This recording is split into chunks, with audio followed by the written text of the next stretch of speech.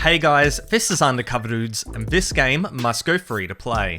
Battlefield 2042 is undoubtedly a failure of a game. Just a couple months after release and the game is barely hitting 3,000 concurrent players on Steam, and I'm sure the console versions aren't doing very well too. The core reasons for Battlefield 2042's downfall is well known and well covered, so today I want to focus on a different angle, the 5 core elements to see if a free-to-play transition can actually save this dying game. Late last month, a journalist broke a story that EA is reportedly very disappointed with how Battlefield 2042 has performed. Shock horror, I know, and they're looking at all the options when it comes to the title, including free-to-play. Everybody hopped on the train that this is exactly how 2042 will gain its player base back. However, a free-to-play transition is not as simple as it seems, and we can look back in time to see exactly why. Now, in the past, many game developers have turned originally paid games free-to-play and been quite successful, notably Team Fortress 2, Counter-Strike Global Offensive, and StarCraft 2. However, there have been many more examples of games that went free-to-play and completely died, such as Battleborn, Evolve, and Lawbreakers. The difference between these two groups is simple. The winners are fan favourites that have been around for years and have incredibly healthy player bases, and the losers are games that had a mediocre to negative initial reception and tried to go free to play as a desperate last-ditch attempt.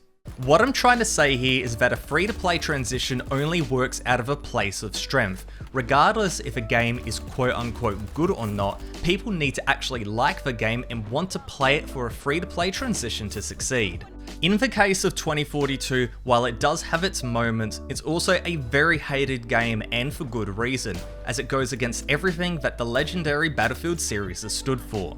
In fact, it's one of the most downvoted games in Steam history, and while a free-to-play release may boost the player base temporarily, why would anyone long-term want to play a game that is 1, just not fun, but also a game where its own core community absolutely hates it?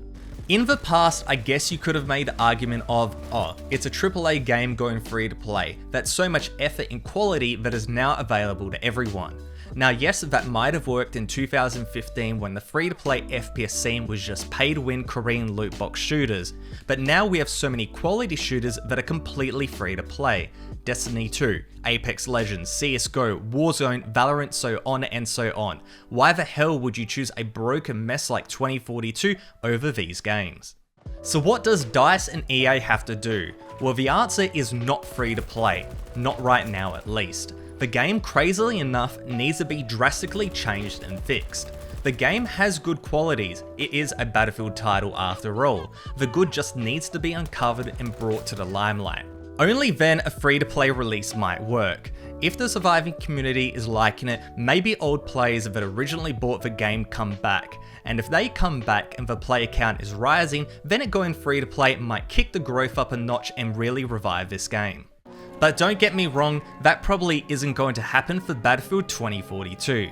The effort to substantially change this game just isn't worth it. They might try for a little bit, but more than likely the effort and time needed to really help this game is just going towards the next Battlefield title.